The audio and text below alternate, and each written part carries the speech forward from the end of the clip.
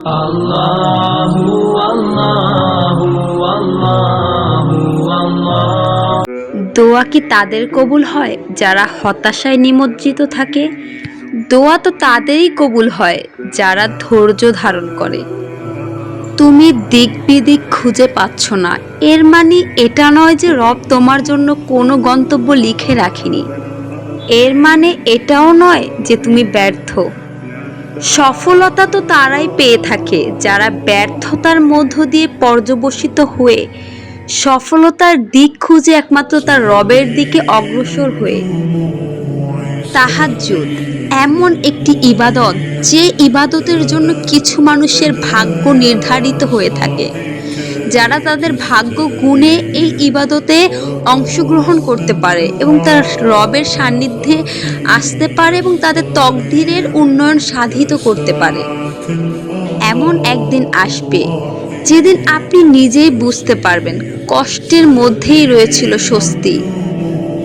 যেই কষ্ট আজকে আপনাকে সময়ে অসময়ে ভেঙে চুরমার করে দিচ্ছে, ক্ষত বিক্ষত করে দিচ্ছে, সেই কষ্টের অনুপাত একদিন আপনার কাছে এতটাই হালকা মনে হবে যা আপনি ভেবে মুচকি হাসবেন।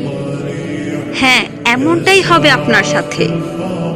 কেননা আপনি যে আপনার রবের বড্ড প্রিয় একজন সৃষ্টি। অনেক ভালোবেসে আপনার রব আপনাকে সৃষ্টি করেছেন। আপনার রব আপনাকে এতটা বেশি ভালোবাসে, এতটা বেশি ভালোবাসে, যেই ভালোবাসার অনুপাত আপনার মায়ের ভালোবাসার অনুপাতের থেকে 70 গুণ বেশি। যে ভালোবাসা কোনো মানদণ্ডে পরিমাপ করে নয়, অনুভব করে বুঝতে হয়। শুকনো থেকে শুকনাতিক ভাবে আপনার প্রত্যেকটা কষ্টের পরিমাণকে আপনার রব পরিমাপ করে রাখছে, উপযুক্ত সময়ের অপেক্ষা মাত্র। যখন আপনার রব আপনার কষ্টের পরিমাপকৃত পরিমাণকে দ্বিগুণভাবে আপনার কাছে বর্ষণ করবে রহমত স্বরূপ। বিশ্বাস করুন, আপনার ত্যাগের প্রতিদান, আপনার ধৈর্যের প্রতিফলন উত্তম সময় উত্তম রূপে দিয়ে আপনার রব আপনাকে সাফল্যমণ্ডিত করে দিবেন ইনশাআল্লাহ। আর এই যে আপনার একাকিত্ব, আজ আপনি এই একাকিত্বের অজুহাত দেখিয়ে আপনার রবের কাছে অভিযোগ করছেন।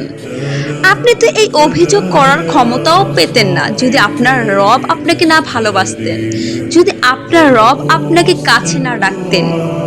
আপনি আপনার নিজ থেকে আপনার রবের সান্নিধ্যে আসেননি, আপনার রব আপনাকে ডেকে নিয়ে এসেছে। আপনার তকদিরের উন্নয়ন সাধিত হবে বিধায় আপনার রব আপনাকে নত করে দিয়েছেন একমাত্র তারই মনোনীত সেজদা তাহাজ্জুদ নামাজের জায়নামাজে।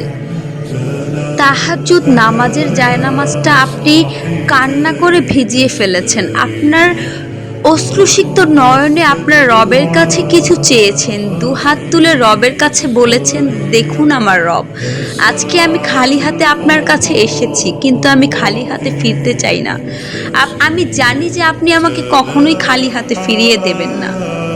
এবং জেনে রাখুন, আপনি কখনো খালি হাতে আপনার রবের কাছে ফিরে আসেননি। প্রত্যেকটা মুহূর্তে, প্রত্যেকটা তাহাজ্জুদের নামাজের সেজদা থেকে আপনি আপনার রবের ভালোবাসা নিয়ে ফিরেছেন এবং সেই ভালোবাসায় রয়েছে পৃথিবীর প্রত্যেকটা অর্জন এবং সেই ভালোবাসায় রয়েছে কবুলিয়াতি প্রত্যেকটা আপনার চাওয়ার। যে চাওয়াগুলো আপনার কখনোই কবুল হওয়ার সম্ভাবনা রয়নি, সেই কবুলিয়তের সম্ভাবনাও একমাত্র তাহাজ্জুদ নামাজের সেজদায়ই রয়েছে। তাহাজ্জুদ নামাজের দৃশ্যটা আপনার রবের কাছে যে কতটা প্রিয় সেটা আপনি কল্পনাও করতে পারবেন না। যেখানে পুরো পৃথিবীর সবাই, অধিকাংশ মানুষ ঘুমিয়ে আছে স্বস্তিতে, সেখানে আপনি আপনার রবের কাছে ব্যক্ত করে যাচ্ছেন আপনার কষ্টগুলোকে। শুধু রবের কাছেই বলে যাচ্ছেন আপনার কষ্টগুলোর কথা।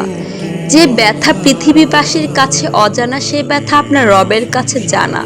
তা সত্ত্বেও আপনি আপনার রবের কাছে বলে যাচ্ছেন এবং আপনার রব নীরবে শুনে যাচ্ছে। তাহাজ্জুদ নামাজের প্রত্যেকটা সেজদা, সেই সেজদায় আপনার গাল বেয়ে পড়া প্রত্যেকটা অশ্রু ফোঁটা, তাহাজ্জুদ নামাজ মানেই মহামূল্যবান রত্ন, যে রত্ন ভাগ্যবান মানুষের কাছেই আসে, যে রত্নের সন্ধান একমাত্র সৌভাগ্য থেকে সৌভাগ্যতম ব্যক্তিদের নসিবেই লিখে রাখা হয়েছে। এবং এই সংখ্যালঘিষ্ঠ সৌভাগ্যবানদের মধ্যে আপনিও একজন।